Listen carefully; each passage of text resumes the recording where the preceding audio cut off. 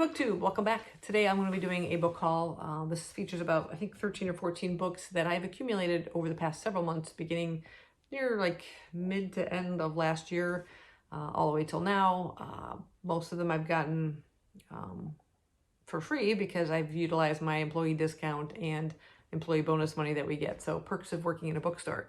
But I've got them all through Half Price Books. And yeah, I'm just going to get started. I will have to read a synopsis on a lot of these because I've been sitting on these for so long, I've pretty much forgotten the plot of most of them. I've lost the plot. Anyway, first one is completely staged. And now this contains the entire BBC screenplay of the show Staged, featuring Michael Sheen and David Tennant. Now this is a show that was conceived online during COVID when they couldn't work in person. And it's written by Simon Evans. This contains not only the script, but some stills and illustrations. Oh, cracked the spine there. Some stills and stuff from the show. Now I've watched, I think I've watched all of it now. There's like 3 seasons, I believe, that you're able to watch it. You're able to watch it like on YouTube. And it is hilarious, absolutely hilarious. These two are a perfect team together. And of course, if you've watched Good Omens, you'll know what I mean. They just have such a chemistry working together. And I've thoroughly enjoyed this. And this just kind of came across my path and I thought, yeah, I want to get it. But if you get a chance, try and tune in and watch the show. Moving on, this is a book I had seen in the store and I kind of saw someone buy it. I'm like, darn, I was kind of curious about it. It just looked really interesting. And then I actually happened to see David Tennant's character Crowley reading it on an episode of Good Omens. And that's the Crow Road. And I think it's pronounced Ian Banks. Not too certain, but anyway, it just looked really interesting. And the first line of the book, it says, "It was the day my grandmother exploded. I sat in the crematorium listening to my uncle Hamish quietly snoring in harmony to Bach's Mass in B minor. And I reflected that it always seemed to be death that drew me back to Galanack. Prentice McCone has returned to his bosom of his complex but enduring Scottish family, full of questions about the McCone past, present, and future. He's also deeply preoccupied, mainly with death, sex, drink, God, and illegal substances." It's just as fine and ambitious novel as any from a Scottish writer. But yeah, that first line, "It was the day my grandmother exploded." It's like, okay, I'm kind of curious. So I picked up a copy of that one. Next up is a book by a fellow YouTuber. This is Cameron Chaney's second book in the Autumn Crow High series. This is subtitled Fresh Hell. So I got the little mass market version of it, but I believe it's also available in hardcover. I have not had a chance to read it yet. And since it is a sequel, I won't really read much. It just says he takes you back to a town where every night is Halloween while paying tribute to the young adult horror boom of the 1990s. And I really enjoyed horror, Autumn Crow High, so I'm looking forward to kind of getting into the second one here. Not sure if I might wait until around autumn to get that feel for it, but we'll see. Next up are 2 books from the same author, one of my favorite horror authors in addition to Dawn Kurtagich, is also a big time favorite of mine. This is Darcy Coates. I've got quite a few books by her as well. You'll see a stack right here that I haven't gotten to yet. But these happen to cross my path at work, and when they're there, you kind of have to snatch them up when you get a chance. First one is Gallows Hill. And again, I will read the synopsis for you. It says, "It's time to come home. The Hull family has owned the Gallows Hill winery for generations. The sprawling old house has long been perched on top of the hill overlooking the nearby town, jealously guarding the estate's secrets. Their wine wins awards. Their business prospers. Their family thrives until Hugh and Marie Hull enter the dark halls of Gallows Hill one last time and are found dead the next morning.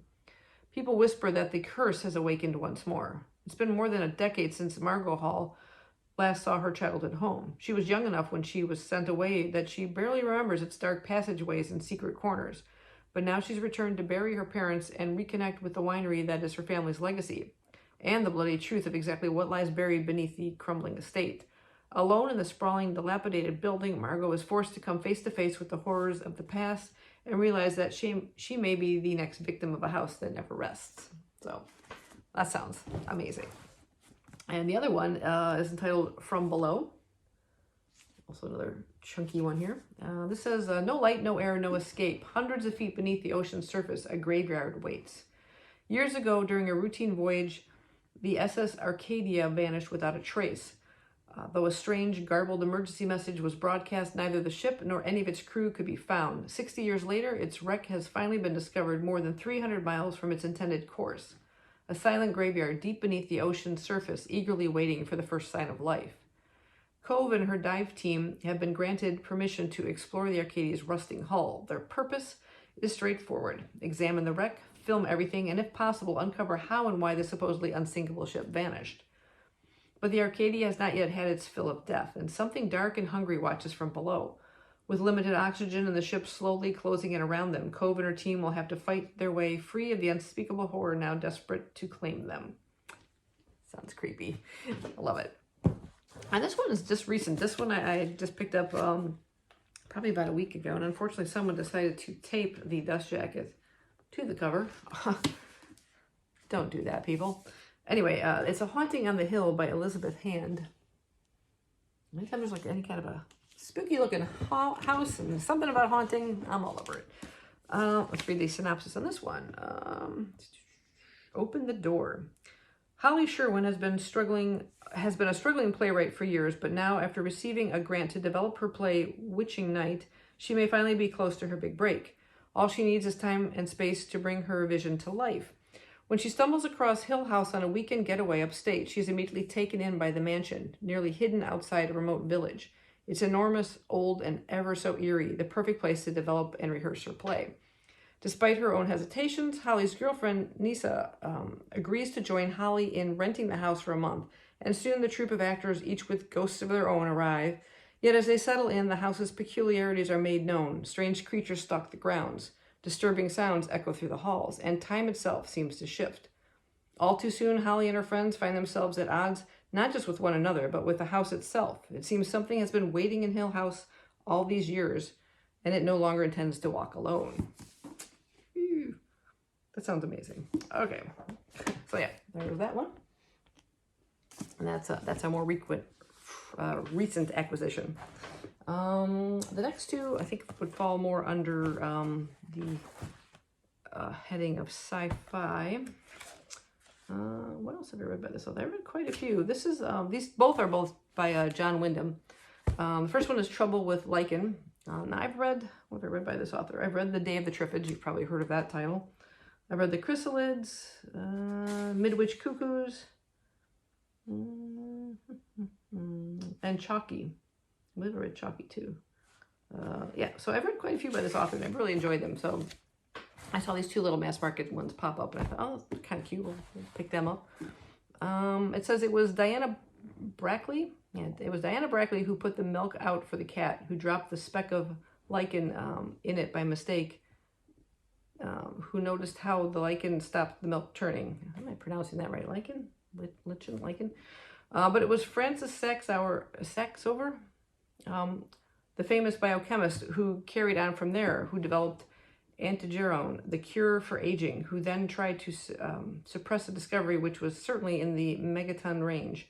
And so it was Diana Brackley who went to town with antigerone in one of John Wyndham's gayest and most satirical forays into the fantastic. If even a tenth of science fiction were as good, we should be in clover, some Kingsley Amis says. Okay, anyway.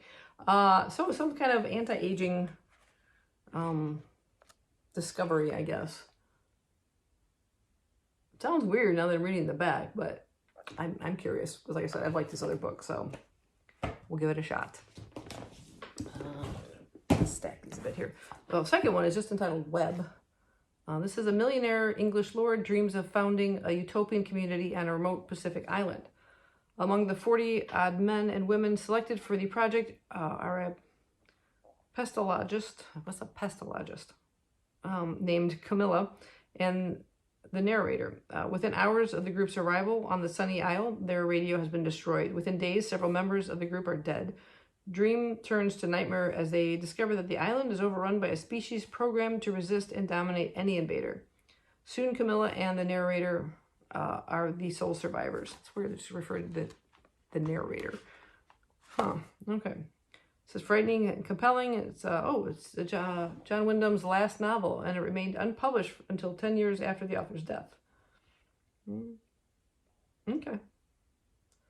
Dry humor is offset vast apocalyptic vision. Interesting. So apparently that was his last novel. Moving on from there, I got this one out of our nostalgia section. I think the cover just kind of intrigued me. It's The Mystery of Burnley Manor by a Walter Livingston. Livingston, I presume. Anyway, I love this castle, and it looks like it's like slowly dripping blood down the side. Yeah, that look really cool. Mylard by yours truly. Anyway, I'll read the back here. It says, for years, historic Burnley Manor has been shunned by natives of Norfolk. Deserted, its once lovely walls and grounds had gradually taken on a wild beauty, in harmony with the rough North Sea above which it stood in somber glory. Within its walls, Lord Edward Burnley had taken his own life one Christmas Eve following the mysterious disappearance of Lady Burnley and the vanishing of Robert, the youngest heir. Lord Cecil, its present owner and only survivor of the family, believed it to be haunted, and driven to desperation by a weird series of events, determined to solve its mystery, even though every stone in its walls be torn down. Engaging Riker, a young American architect, the manor was reopened, and the harrowing details of what happened to the violators of the castle's silence formed the basis for one of the most exciting tales yet to be included in the Mystery League series. So there's a whole series of these books. And Lord Cecil, proud, reticent, and eccentric, yet burdened with the desire to fathom the mystery of his ancestral home, Riker, young and enthusiastic in the application of his brilliance to the discovery of the manor's secret, Hooper, old family servant who knew far more than he would admit of the castle's secret, and Edith Lowry, the caretaker's lovely daughter, seemingly involved in much of the grim happenings attendant to the reopening of Manor. Walter Livingston has provided a group of characters well worthy of the reader's sympathy and imagination. So kind of, I don't know if it's just more strictly mystery than horror, but yeah, some sort of murder mystery that needs to be uncovered, and lots of intriguing characters by the sound of it. But yeah, I think this is definitely a cover by. I mean, come on, this is a weird house dripping blood there. Yeah, so anyway, cover by. Speaking of cover by, how could you resist this one? It's a Shih Tzu driving a fire truck. I mean, come on. I saw that and I'm like, okay, it's got a Shih Tzu on it. I gotta get it. Antique Fire Sale by Barbara Allen. A trash and treasure mystery. I'm not sure which number it is in the series, if it even says it. So Barbara Allen is the joint pseudonym of acclaimed short story writer Barbara Collins and her husband, New York Times best-selling novelist, mystery writer, Max Allan Collins. Okay, interesting. We've got a whole bunch of Max Allan Collins books at work that were all signed by the author that someone sold to us. So that's them right there. So Barbara Allen is a joint co-authored book. I'll read the back. Anyway, it says that local theater. I won't read that. I'll read this part here. Okay, it says a charred corpse in the ruins is identified as the mansion's caretaker, a one-time flame of Vivian's. But Tony Casado, Brandy's beau and Serenity's chief of police, throws cold water on Sheriff Vivian's suspicions of murder. Then Brandy spots a certain familiar item for sale on the internet, and Mother suspects the fire is just a smokescreen. Brandy's, okay, whatever.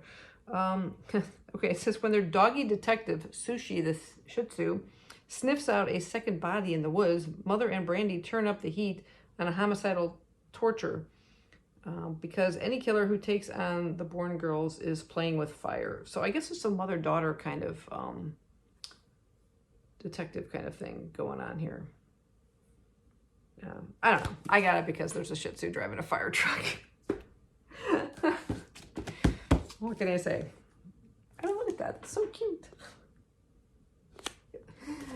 All right. Yeah, another cover by. What can I say? Sometimes, that's what draws you to a book like this one. This is actually an advanced reader copy, so it cost me absolutely nothing. This is by Sarah Faring, called The 10th Girl. Again, creepy house. Sounds intriguing. Simmering in Patagonian myth, The 10th Girl is a gothic psychological thriller with a haunting twist. Well, I just threw in everything I like. At the very southern tip of South America looms an isolated finishing school. Legend has it that the land will curse those who settle there, but for Mavi, a bold Buenos Aires native fleeing the military regime that took her mother, it offers an escape to a new life as a young teacher to the daughters of Argentinian's elite. Mavi tries to embrace the strangeness of the imposing house, despite warnings not to roam at night, threats from an enigmatic young man, and rumors of mysterious others, with a capital O. But someone important is missing, and when students and teachers alike begin to behave as if possessed, the forces haunting this unholy cliff will no longer be ignored. One of these spirits holds a secret that could unravel Mavi's existence. In order to survive, she must solve a cosmic mystery and then fight for her life. So, sounded pretty interesting. Again, this one cost me nothing. The next couple were a bit cover buys, but they sound intriguing. These were also kind of in our nostalgia section. The first two are put out by a publishing house called Arkham House, which has a lot of really, really cool books. The first one is The Third Grave by David Case. Kind of a smaller size hardcover. And it's showing a little bit of its age. It's got some sun damage on there. Nothing special under the cover or anything. It has, I flipped that open and saw that. I'm like, ooh, I'm intrigued. Anything Egyptian, I like. And there's some illustrations. There are like little spot illustrations throughout. I'm going to see if I can find another one here. Mostly like, oh, here we go. Cover up a little bit of that. There you go. Yeah, so just a few illustrations through it, but I will read that. It's a very small print here. Okay, The Spell of Ancient Egypt. When Thomas Ashley is invited to accompany the archaeological expedition of Sir Harold Gregory, he travels beyond the Great Cataract to enter a world of endless sand, craggy hills, and the Egypt of the ancient pharaohs. Treading through the detritus of this vanished civilization, Ashley and his party uncover a new kingdom, sarcophagus, it says, containing a mummy that has lain sequestered, undisturbed over the eons within a rock-cut tomb. Ashley is translating the hieroglyphic writings that attend the discovery. A scandal erupts over the mummy, involving both a hideous mutilation and the threat of a pharaonic curse. More ominously, the expedition is visited by a mysterious intruder, Lucian Mallory. Mallory lures the young scholar to his residence in England, where Ashley is asked to decipher several curious papyri scrolls retrieved from an ancient necropolis, which purportedly preserve Egyptian secrets of resurrection and immortality. Struggling to interpret the runic writings, Ashley makes the astonishing discovery that these magical incantations and mystical formulas are a key to the arcane knowledge of the past, spells wrought by the Egyptian sorcerers and then lost to mankind over the millennia. With the beautiful Arabella Cunningham, Ashley seeks to use this knowledge to redeem the life of a present-day man, but then encounters the ultimate horror and a curse that comes down the ages to haunt the modern world. Okay, it says an extraordinary novel as Arkham House has ever published. The Third Grave was conceived by one of the few living fanaticists capable of fulfilling the literary requirements of the genre. David Case's first book, published 12 years ago, created a sensation among cognoscenti of the macabre, and this new novel reaffirms his stature as one of the great American masters of horror. Ooh. So, yeah. Anyway, that's The Third Grave by David Case. And again, a bit of a cover by. It kind of drew me into it. And then this one is by Basil Cooper, Necropolis, a novel of Gothic mystery. So getting into a lot of Gothic this year, it seems like. Brookwood Glades of Remembrance. Okay, it says Brookwood Cemetery, vaulted Victorian city of the dead in Surrey, England, a realm whose mute and marmoreal residents sleep silently beneath sepulchral spires and verdigris-mantled mausoleums, silently, except for the strange and terrible mysteries sequestered within the subterranean catacombs below this domain of the dead. Okay, so it says, when private detective Clyde Beatty is approached by the lovely and alluring angels... Okay, let's try that again. When private detective Clyde Barry is approached by the lovely and alluring Angela Meredith to investigate the suspicious circumstances surrounding the death of her father, Beatty's inquiries lead him to a secluded nursing home in Surrey, directed by the sinister Dr. Horace Couchman. After an autopsy reveals that Miss Meredith's father has been murdered, Dr. Couchman flees precipitately to London, luring Beatty through the darkened streets of the metropolis into a labyrinth of espionage and intrigue. The young detective's professional services, meanwhile, are engaged regarding a siege of bullion robberies in the city, and after a succession of spine-tingling encounters with death, all roads lead him back to Surrey.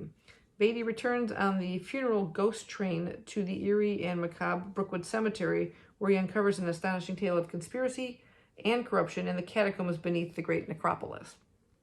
In this grand tradition of such storytellers as Wilkie Collins and A. Conan Doyle, Basil Cooper has written a Gothic novel that is both a superbly evocative portrait of London during the Gaslight era and a spellbinding narrative of mystery and suspense.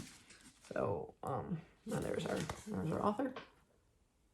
And again, this book has suffered a bit of sun damage. I believe it was in the same collection as the other one when it was sold to us. I think this one had some illustrations too. Yeah, it looks like the catacombs there. And yeah, it just sounded interesting. I don't know. There was a couple other ones from Arkham House, but these two particular ones just intrigued me enough. Can't find any more that way. See if I can find another illustration. Ouch. Oops. Ooh, yeah, that looks like the cemetery.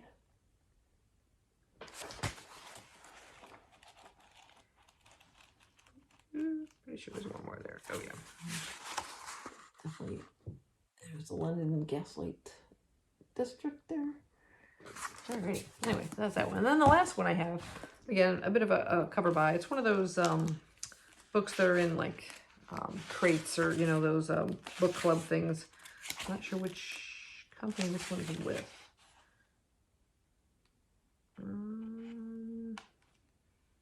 This one's not saying. Oh, Illumicrate. This is the Illumicrate exclusive put up by Harper. And it's actually signed by the author. So anyway, this is The Book Eaters by Sunyi Dean. And it's also Ben Manor, so it's a little shiny there. And this is the spine of the book.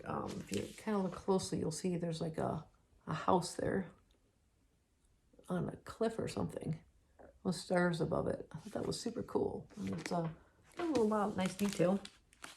This is the, I'll just unwrap the whole book because it just really intrigued me. So these are the end papers. Ooh, hasn't been opened. Front and back. This is the Under the Dust jacket, which is equally beautiful. And then this is the signed page there.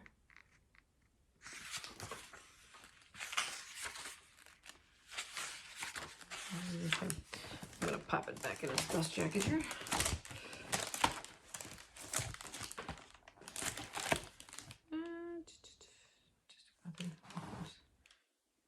Okay, it says Sunyi Dean is an autistic author of fantasy fiction, born in the States and raised in Hong Kong. She now lives in Yorkshire with her children.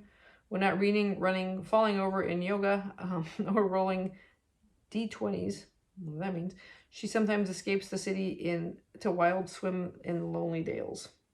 Anyway, that's the author. And I'll just read the synopsis of this. But this was just a beautiful book that I'm like, I gotta read this. Hidden across England and Scotland live 6 old book eater families. The last of their lines, they exist on the fringes of society and subsist on a diet of stories and legends. Children are rare and their numbers have dwindled. So when Devon Fairweather's second child is born, a dreaded mind-eater, a perversion of their own kind who consumes not stories but the minds and souls of humans, she flees before he can be turned into a weapon for the family or worse. Living among humans and finding prey for her son, Devon seeks a cure for his hunger, but time is running out. For her family want her back, and with every soul her son consumes, he loses a little more of himself. This is a story of escape, a mother's savage devotion, and a queer love that will electrify readers looking for something beguiling, thrilling, strange, and new. So, anyway, Once there was a mother who fed on stories and would do anything to survive, is what the back says. Well, yeah, this sounded really, really interesting. So those are the books I have picked up, gosh, over the past, 5-6 months. And I will do a quick, I'm just going to do a quick pyramid. This could be disastrous, but we will see. Stack them all up. Yeah. Woo. Here they are.